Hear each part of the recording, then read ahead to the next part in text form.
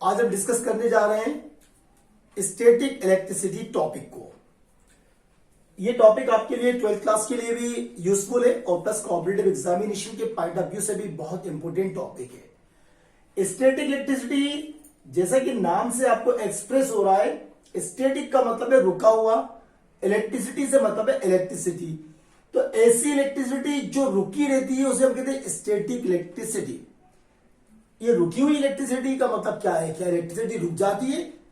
अच्छा, आपने current electricity के बारे में तो सुना ही होगा। करंट तो जनरली आप यूज करते हैं, जो आपका बल्ब, ट्यूबलाइट, फ्रिज चलता है वो करंट इलेक्ट्रिसिटी से चलता है। तो करंट इलेक्ट्रिसिटी डेफिनेटली ये फ्लो होती है। पावर स्टेशन से आपके घरों तक जो इलेक्ट्रिसिटी आती है वो होती है करंट इलेक्ट्रिसिटी। इसका मतलब है जो इलेक्ट्रिसिटी फ्लो होती है, जो बहती है from one point two the other point through conductor, through wire, इस कॉल्ड करंट इलेक्ट्रिसिटी। फिर ये स्टैटिक इलेक्ट्रिसिटी, रुकी हुई इलेक्ट्रिसिटी। चलिए इसको मैं एक एग्जांपल के द्वारा देखते हैं। जब आप कोम्बिंग करते हैं बालों में, जब बालों में कंघी करते हैं तो आप क्या देखते हैं कि इस कंघी के अंदर प्रॉपर्टी आ जाती है। ये प्रॉपर्टी कैसी प्रॉपर्टी आ जाती है? ये डस्ट पार्टिकल्स को, स्मॉल पीसेस ऑफ पेपर्स को अपनी ओर अट्रैक्ट करने लगता है। कभी आपने सोचा है कि ये कोम डस्ट पार्टिकल्स को, स्मॉल पीसेस ऑफ पेपर्स को अपनी ओर अट्रैक्ट क्यों करने लगा है? ये इसलिए अट्रैक्ट करने लगा है क्योंकि ये चार्ज हो गया है। और ये चार्ज जो हुआ है, ये चार्ज जो इसके अंदर प्रेजेंट है वो दो पॉइंट के बीच में स्टेशनरी है। ये दो पॉइंट के बीच में स्टेशनरी होता है, इसीलिए इसको हम क्या कहते हैं? स्टैटिक इलेक्ट्रिसिटी, रुकी हुई इलेक्ट्रिसिटी। तो हम इसको डिफाइन कर सकते हैं। Now we are able to define the static electricity. The electricity which cannot be flown through conductor or wire is called static electricity. Okay, it is always stationary between the two points is called static electricity. Okay, example हम देख चुके हैं। अब इससे related कुछ terms को हम देखते हैं। इसमें आपका है quantization. Quantization of electric charge. Quantization से मतलब क्या होता है? क्वांटाइजेशन ऑफ इलेक्ट्रिक चार्ज जो है, इसमें बताया गया है कि किसी भी बॉडी पर जो चार्ज होता है वो वन इलेक्ट्रॉन के चार्ज का इंटीग्रल मल्टीपल होता है। कहने का मतलब है कि यदि किसी बॉडी में चार्ज प्रेजेंट है, जब हम चार्ज की बात करेंगे कि इस बॉडी में इतना चार्ज है, तो आप हमेशा चार्ज की जब भी बात करेंगे तो वो इंटीग्रल मल्टीपल के फॉर्म में होगा। वो हमेशा 1 2 3 4 5 इस फॉर्म में होगा, 1e 2e 3e 4e के फॉर्म में होगा। चार्ज कभी भी फ्रैक्शन में नहीं होगा। फ्रैक्शन का मतलब है 1/2, 2/3, 5/7 एटसेट्रा। इस फॉर्म में कभी भी चार्ज नहीं होगा। चार्ज हमेशा इंटीग्रल मल्टीपल के फॉर्म में होगा। तो इस लॉ के according the charge on any body is always equal to the charge of one electron. तो चार्ज ऑफ वन इलेक्ट्रॉन का मतलब है E, और चार्ज ऑफ वन इलेक्ट्रॉन से तो हम फेमिलियर है। It is 1.6 into 10⁻⁻19 coulomb. This is charge of one electron. और n की वैल्यू, जैसा कि इंटीग्रल मल्टीपल आपने कहा है, 1 2 3 एंड सो ऑन। तो कहने का मतलब क्या हुआ? किसी भी बॉडी पर चार्ज जो होगा वो 1e 2e 3e 4e के फॉर्म में होगा। कभी भी चार्ज फ्रैक्शन में नहीं हो सकता। अच्छा, ये प्लस माइनस दोनों हो सकता है। अगर आप पॉजिटिव साइन लेंगे तो प्रोटॉन पॉजिटिव चार्ज को एक्सप्रेस कर रहा है, negative sign means electron negative charge को एक्सप्रेस कर रहा है। तो किसी भी बॉडी पर जो चार्ज होता है वो 1 इलेक्ट्रॉन के चार्ज का इंटीग्रल मल्टीपल होता है। चार्ज कभी भी फ्रैक्शन में नहीं होता है। चार्ज को हम फ्रैक्शन में नहीं लिख सकते। किसी भी बॉडी पर चार्ज ऐसा नहीं हो सकता है। 2/3e 4/5e 7/6e एटसेट्रा, ये कभी भी चार्ज नहीं हो सकता है। चार्ज हमेशा 1 इलेक्ट्रॉन के चार्ज का इंटीग्रल मल्टीपल इसी फॉर्म में होगा। इसे कहते हैं हम quantization of electric charge.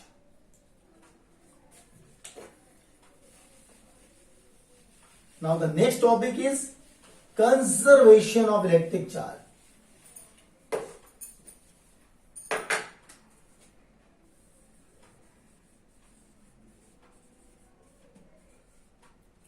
Conservation of electric charge. Conserve हो जाना, यानी जो चीज आपकी सुरक्षित रहे, जो खत्म ना हो, उसे कहते हैं conservation. Conservation of electric charge का मतलब है कि चार्ज को ना तो हम प्रोड्यूस कर सकते हैं और ना ही डिस्ट्रॉय कर सकते हैं, सिर्फ हम ट्रांसफर कर सकते हैं. This is conservation of electric charge. According to it, charge neither can be created nor be destroyed. Only it can be transferred from one body to the other body. Example ले सकते हैं हम. Example आप लेंगे ebonite rod और woollen cloth का.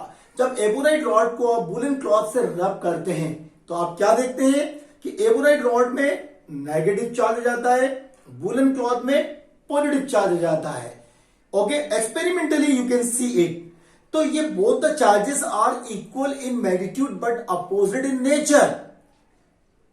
दस their sum is always equal to 0.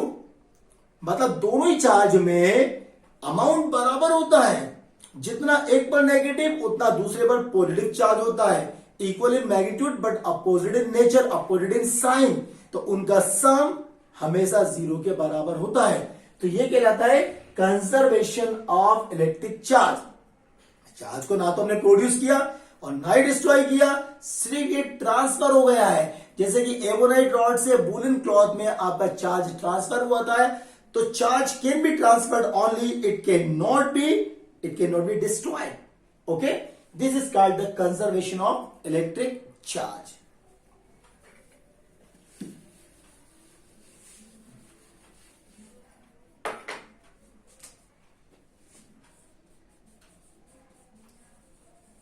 Electronic theory of electric charge. Electronic theory, simple atom की बात कर सकते हैं आप. हमको मालूम है मॉलिक्यूल्स जो होते हैं वो किससे मिलकर के बने होते हैं? एटम से मिलकर के बने होते हैं. एटम में 3 टाइप के पार्टिकल्स होते हैं, प्रोटॉन, इलेक्ट्रॉन और न्यूट्रॉन. न्यूट्रॉन्स और प्रोटॉन्स कहां पर होते हैं? न्यूक्लियस में सिचुएटेड होते हैं, while electrons revolve in the outer orbits of the atom. Electrons always having negative charge and protons positive charge. In any atom, the number of protons is always equal to the number of electrons, or you can say the magnitude of positive charge is always equal to the magnitude of negative charge. Thus, atom is always electrically neutral. हमेशा जो atom होता है वो electrically neutral होता है. उसके अंदर atom पे कोई चार्ज नहीं होता. Atom is always electrically neutral, यानी जितने उसमें प्रोटॉन्स होते हैं उतने ही इलेक्ट्रॉन्स होते हैं. और जैसे जैसे इलेक्ट्रॉन्स की डिस्टेंस बढ़ते रहती, जो इलेक्ट्रॉन्स न्यूक्लियस के बहुत क्लोज होते हैं उसे कहते हैं बाउंडेड इलेक्ट्रॉन्स. बाउंडेड रहते हैं, बाउंडेड इलेक्ट्रॉन्स. और जैसे जैसे इलेक्ट्रॉन्स की न्यूक्लियस से डिस्टेंस बढ़ते जाती है वैसे वैसे फोर्स ऑफ अट्रैक्शन न्यूक्लियस और इलेक्ट्रॉन्स का कम होते जाता है. न्यूक्लियस के कारण फोर्स ऑफ अट्रैक्शन क्यों लगता है? क्योंकि न्यूक्लियस में आपके प्रोटॉन्स होते हैं. तो जैसे जैसे इलेक्ट्रॉन्स की डिस्टेंस बढ़ते जाती है न्यूक्लियस से फोर्स ऑफ अट्रैक्शन कम होते जाता है. और इसीलिए जो इलेक्ट्रॉन्स आउटर मोस्ट ऑर्बिट में रिवॉल्व होते हैं उसे हम क्या कहते हैं? Free electrons. और यही इलेक्ट्रॉन्स जो होते हैं, these electrons are responsible for the valency of any atom. और ये इलेक्ट्रॉन्स किसके लिए रिस्पॉन्सिबल होते हैं? बैलेंसी के लिए.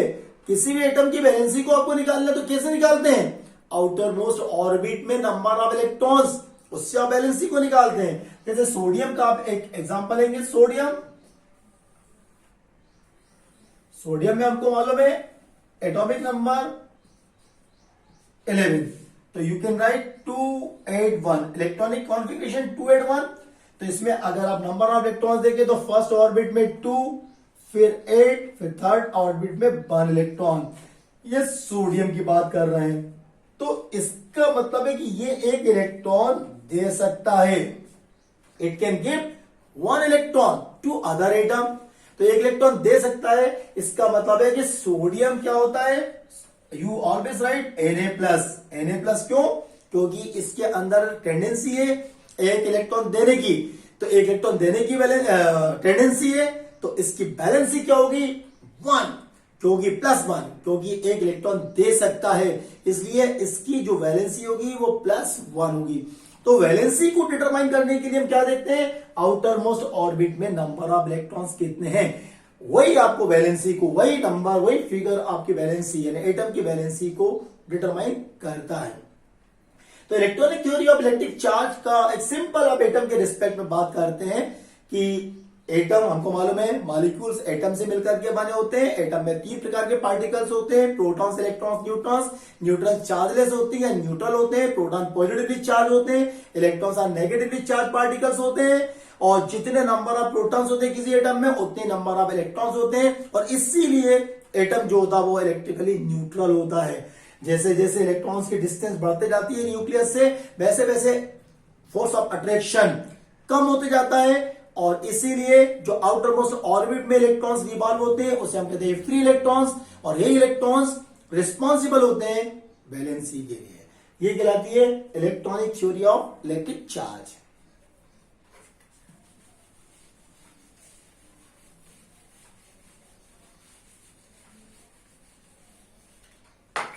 अब हम बात करते हैं कूलम्ब्स लॉ की।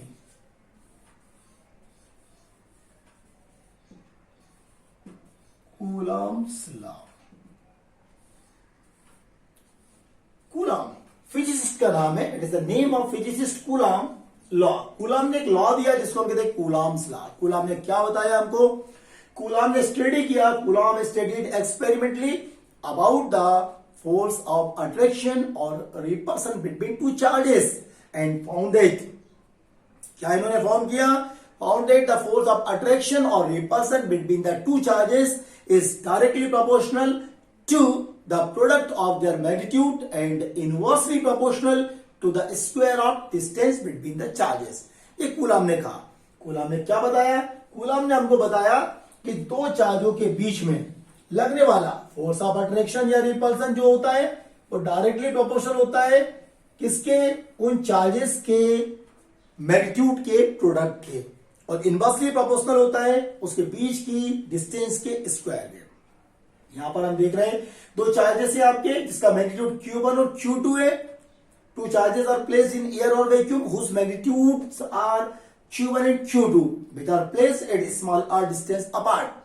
तो now according to Coulomb, Coulomb के अनुसार हम क्या कर सकते हैं, फोर्स देखते हैं, फोर्स F। कूलम ने कहा था force F is directly proportional to the product of their magnitude, यानी चार्जेस के मैग्नीट्यूड के प्रोडक्ट के डायरेक्टली प्रोपोर्शनल होता है फोर्स, और फोर्स इनवर्सली प्रोपोर्शनल होता है तो उसके बीच के डिस्टेंस के स्क्वायर के। यहां पर Q1 और Q2 चार्ज के बीच की डिस्टेंस कितनी है r, तो r के स्क्वायर के इनवर्सली प्रोपोर्शनल होगा। इसको आप फर्स्ट दीजिए, इसको सेकंड दीजिए, by combining first and second, by combining first and second we get क्या हमको मिलता है, we get F is directly proportional to Q1 Q2 upon R square। Q1 Q2 आपका ऊपर आ रहा है, R स्क्वायर नीचे आ रहा है, तो आप लिख सकते हैं दोनों को कंबाइन करके F is directly proportional to Q1 Q2 upon R square। अब यहाँ पे प्रोपोर्शनलिटी के साइन को हम रिमूव करेंगे, और जब भी प्रोपोर्शनलिटी के साइन को हम रिमूव करते हैं तो कांस्टेंट से इसमें मल्टीप्लाई करते हैं। तो यहां पर हम इस साइन को हटा रहे हैं, प्रोपोर्शनलिटी के साइन को हटा रहे हैं, तो एक कांस्टेंट से मल्टीप्लाई करेंगे, तो आपका F is equal to, proportionality के साइन को आपने रिमूव किया, इक्वल साइन लगाया, तो आपको एक कांस्टेंट से मल्टीप्लाई करना पड़ेगा K, Q1 Q2 upon R square.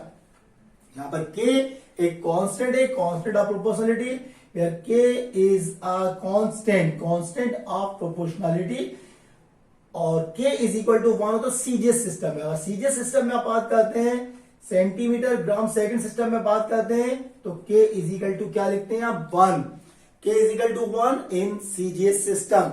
तो K इज इक्वल टू 1 लिखेंगे तो F कितना जाएगा आपका Q1 Q2 upon r square. और सीजे सिस्टम में फोर्स की यूनिट क्या होती है? सीजे सिस्टम में फोर्स की यूनिट होती है डाइन। तो यहां पर आप लिखेंगे dyne, T by any dyne. तो एफ इज इक्वल टू आपका आ गया कूलम्स लॉ के अकॉर्डिंग सीजे सिस्टम में एफ आ गया Q1 Q2 upon r square. अब हम बात करते हैं एमकेएस या एसआई सिस्टम की। यही सिस्टम एसआई सिस्टम ही चल रहा है, जैसे कि इंटरनेशनल लैंग्वेज इंग्लिश है, उसी प्रकार से इस समय जो सिस्टम चल रहा है, मॉडर्न सिस्टम चल रहा है, वो इंटरनेशनल सिस्टम चल रहा है ऑफ यूनिट एसआई सिस्टम। तो एसआई सिस्टम में हम बात करेंगे तो के की वैल्यू होती है 1/4πε0। तो हम लिखते हैं एसआई सिस्टम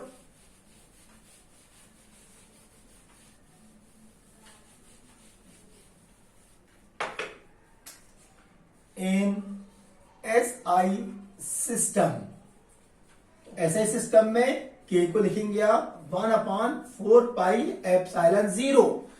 के की जगह पर आप इस इक्वेशन में के की जगह पर आप रख देंगे 1/4πε0। तो देयरफॉर एफ आ जाएगा आपका 1/4πε0 Q1 Q2 upon r square.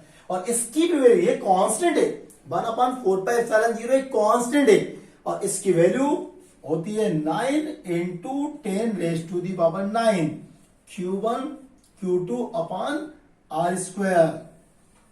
तो एफ आ गया आपका ऐसे सिस्टम में 9 into 10⁹ Q1 Q2 upon r square, या आप इसको यह भी लिख सकते हैं 1/4πε0 Q1 Q2 upon r square. और फोर्स की यूनिट ऐसे सिस्टम में होती है newton. Newton, the unit of force in SI system is Newton.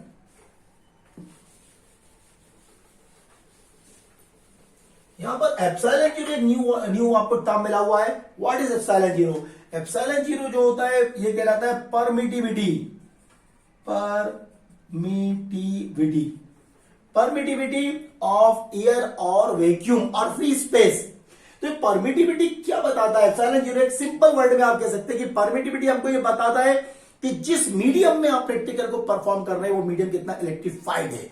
तो ये टर्म जो है एप्सिलॉन जीरो हमको बताता है कि how much the medium is electrified. Okay, epsilon zero is called the permittivity of air और वैक्यूम और permittivity of free space.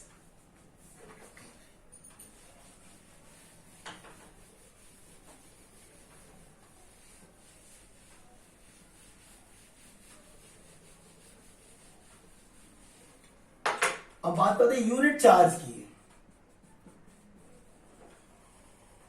Unit charge, तो यूनिट चार्ज जैसा कि नाम से एक्सप्रेस हो रहा है कि ऐसा चार्ज जिसका मैग्नीट्यूड 1 हो, यूनिट हो, उसे हम कहते हैं यूनिट चार्ज। कूलॉम्स लॉ के अकॉर्डिंग हम इसकी डेफिनेशन निकालते हैं। F is equal to Coulomb's law से आपने देखा था 1/4πε0 Q1 Q2 upon r square. अब इसी के अंदर यदि आप यूनिट चार्ज को डिफाइन करना चाहते हैं तो कैसे करेंगे? तो देखिए, यदि F इज इक्वल टू 1/4πε0 इसको पुट करते हैं, Q1 is equal to Q2 is equal to आप Q रखते हैं, यानी दोनों चार्जेस के मैग्नीट्यूड को आपने बराबर ले लिया, Q के बराबर ले लिया। R इज इक्वल टू आपने लिख दिया 1। देन देखते हैं हम क्या मिलता है। तो F की जगह पर हम रखते हैं 1/4πε0 इज इक्वल टू 1/4πε0। Q1 की जगह भी आप Q रखेंगे, Q2 की जगह भी Q रखेंगे, R की जगह पे 1 पुट करेंगे, ये कैंसिल हो गया आपका। Q square is equal to 1 आ गया, इसका मतलब Q is equal to plus minus 1। तो Q इज इक्वल टू आपको क्या मिल गया? प्लस माइनस 1 मिल गया। Q is equal to plus minus 1 आपको मिल गया। इसका मतलब है आपने एक ऐसा चार्ज गेट किया यहां पर जिसका मैग्नीट्यूड 1 के बराबर होता है। The charge whose magnitude is equal to 1 is called the unit charge. तो यूनिट चार्ज आपने कैसे यहां पे निकाला? व्हेन, इसको डिफाइन करें। इसको डिफाइन कैसे करेंगे? When two charges are placed in air और vacuum, when two charges of equal magnitude, यहां पर मैग्नीट्यूड देखें तो दोनों का मैग्नीट्यूड बराबर है। When two charges of equal magnitude are placed in air और vacuum at unit distance apart, और डिस्टेंस दोनों के बीच में कितनी है? यूनिट है। At unit distance apart and the force between them is 1/4πε0। Then each charge is called unit charge. Very simple. आपने क्या किया इसके अंदर, आपने Q1 Q2 दोनों चार्जेस के मैग्नीट्यूड को Q के बराबर रख दिया। F की जगह पर क्या पुट किया आपने, 1/4πε0 पुट किया, और डिस्टेंस की जगह पर 1 पुट किया। इन सबको पुट करने के बाद क्या मिला आपको, एक ऐसा चार्ज जिसका मैग्नीट्यूड 1 के बराबर मिला है, तो यूनिट चार्ज। तो when two charges of equal magnitude are placed in air और vacuum at unit distance apart and the force between them is 1/4πε0, then each charge is called unit charge and the unit of charge is coulomb. हमको मालूम है charge को हम coulomb से denote करते हैं।